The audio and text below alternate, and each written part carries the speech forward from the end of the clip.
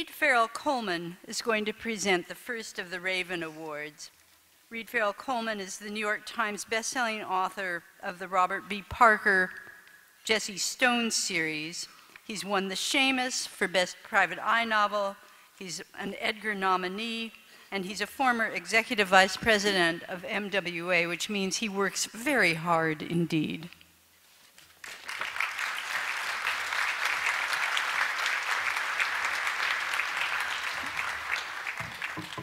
Always nice to have Stephen King as a warm-up act.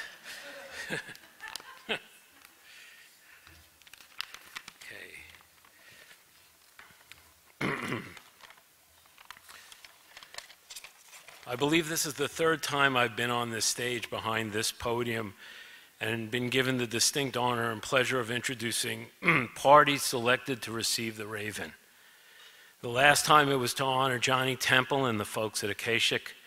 Prior to that, I was up here to hand the Raven to Pat Frovarp and Gary Schulze of Once Upon a Crime Bookstore in Minneapolis. And today, I am here to introduce the 5 people out there in the audience who don't know them to John and Ruth Jordan. You know, I would normally ask people to stand up at this moment who don't know John and Ruth, but it would be so few of you, it would be ridiculous. John and Ruth are the coolest people in Milwaukee, which is saying a lot because there are a lot of cool people in Milwaukee. The thing about Ruth and John is that unlike Johnny or Pat and Gary, their contribution to crime fiction in the mystery community is both more ethereal and wide-ranging. They don't own a bookstore, nor are they book publishers per se.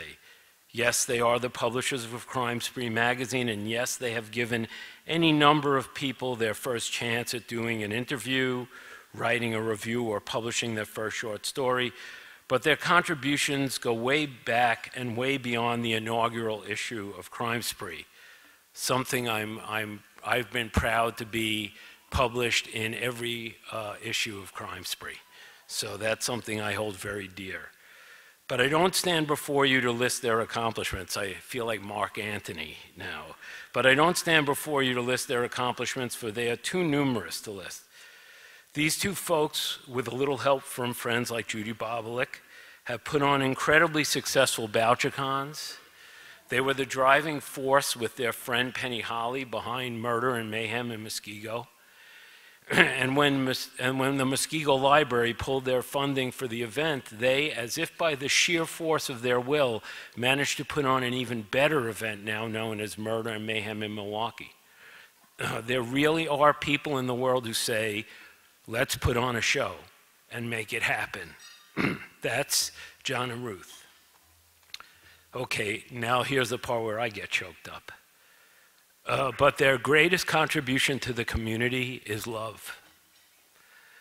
The love of fellow readers, the love of the written word, and most especially of the men and women who write those words. Ruth and John have the largest extended family I've ever seen or had the pleasure to be part of. It's so because most of the people in this room are part of it too. At their house, the door is always open to us. There's always a bed to sleep in, always a friend to pick you up or drop you off at the airport, always someone to take you to dinner or to take you over to the bookstore, always a sympathetic ear when your career is going to hell, always someone to celebrate with you when things are looking good. So ladies and gentlemen, please let's show them some love in return with our applause. Ruth and John.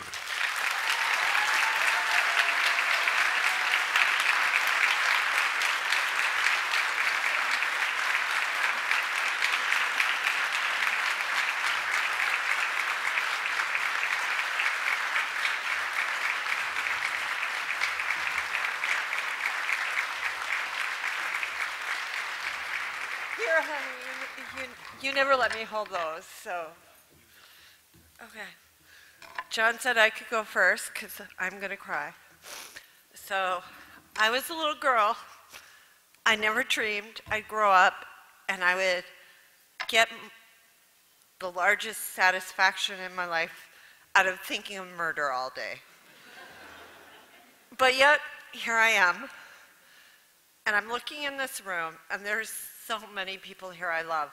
And there's so many people here I love who have now introduced me to their husbands and wives this evening. I'm a little verklempt. I thank you all for this award, and I just want you to know that I get great satisfaction with the people who love murder as much as I do.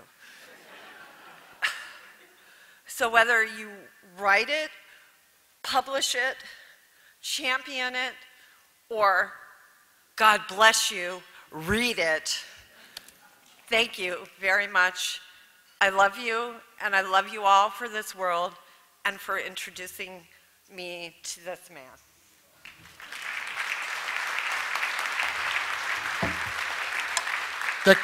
That kind of hit most of the points I was going to hit. And Reed wasn't lying. I mean, I've been a reader my whole life, almost all mystery and crime fiction. I've been part of this community for a bit over 20 years, and this really is the family I've chosen in my tribe.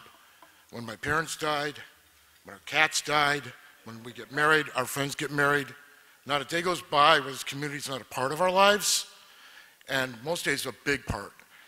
And I can't imagine our lives without these books and without the people involved in selling them, writing them, making them, and everything else they do with them. So thank you, everybody, for this. This is awesome. We have a second Raven Award this year, and Tony Perona, another Chicagoan and a member of MWA's National Board, who's serving as the treasurer, is going to provide it.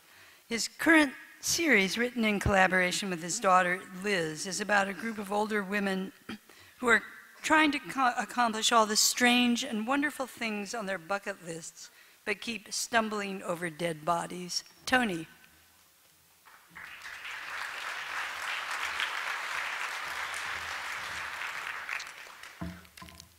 It's a distinct privilege to be able to present the second Raven Award tonight to Kathryn Kennison.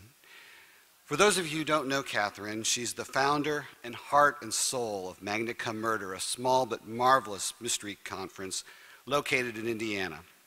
This year, Magna celebrates its 21st year. We're storytellers, and the founding of Magna Cum Murder goes like this. In 1993, Kathryn's boss at Ball State University, Dr. Joanna Wallace, came to her about a project she wanted her to undertake. Dr. Wallace said that a recent survey of Ball State alumni indicated that they would like the university to sponsor more weekend events. She knew how much Kathryn liked to read mysteries and pitched the idea of her putting together a 3-day mystery conference in Muncie, Indiana. Kathryn envisioned a sedate weekend affair with perhaps 65 people, including, 3 or 4 authors. They were quickly blown away when the result was 265 registered guests and 40 authors. The festival grew to nearly 350 guests in the years to come, each more successful than the last one, at least until the magnificent Hotel Roberts, located across the street from the convention center, closed. After that, registration started to decline. The Roberts had become part of the ambiance of the convention. Where else could you catch Harlan Coben and Jeff Abbott in the bar, or find Mary Higgins Clark perched atop the lobby piano singing while Les Roberts accompanied her? Guests now had to stay in a chain hotel on the other side of town and find transportation to the convention center. But Kathryn would not let Magna decline. After 18 years in Muncie, Kathryn had to make one of the hardest decisions ever, to move the festival out of Muncie. So in 2013, Magna held its first festival in its new home at the Columbia Club in downtown Indianapolis. The Columbia Club is one of the oldest, most prestigious private clubs in Indianapolis. The same vibe that Magna had with the Hotel Roberts, it found in downtown Indianapolis. In its new location, Magna continues to draw authors such as Jeffrey Deaver, Charles and Caroline Todd, William Kent Kruger, John Gilstrap, and more. It has also remained true to its roots as a fan festival. Other guests of honor over the years have included Alexander McCall Smith, Mary Higgins Clark, Donald Westlake, Sarah Paretsky, Michael Connolly, Harlan Coben, Sue Grafton, Lawrence Block, Louise Penny. I could go on and on. It's true that no one says no to Kathryn and her heartfelt invitations, all delivered with a charming Southern accent. Ladies and gentlemen, please give it up for Kathryn Kennison.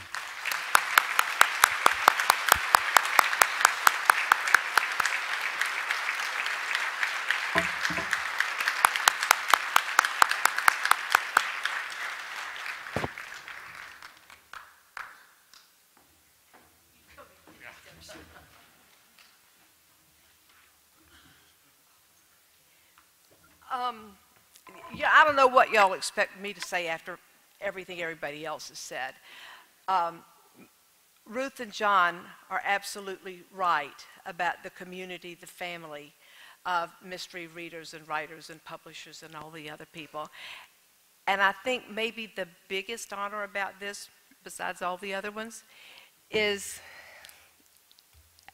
with Ruth and John. Good Lord, I mean, how much better can it get? I'm so proud of that. Thank you all. Thank you so much. And if I could take just a minute, I want to say I've been so fortunate to have just the right people come into my life at just the right time. Sarah mentioned one of them earlier, and I would be remiss if I did not say that Don Sandstrom really is probably just as responsible for this, and I should share it with him. And Joanna, and I do what Joanna Wallace, that's Joanna Wallace you talked about, and I do want to tell you what she said when she said, we're going to do this. And I said, I don't know how to do that. And she said, well, I know you love to read. She said, I know you love to read mysteries. I only like smut, but since you like mysteries. So for so many, and Kate Stein, who was there from the very beginning, all of you, just thank you. Thank you.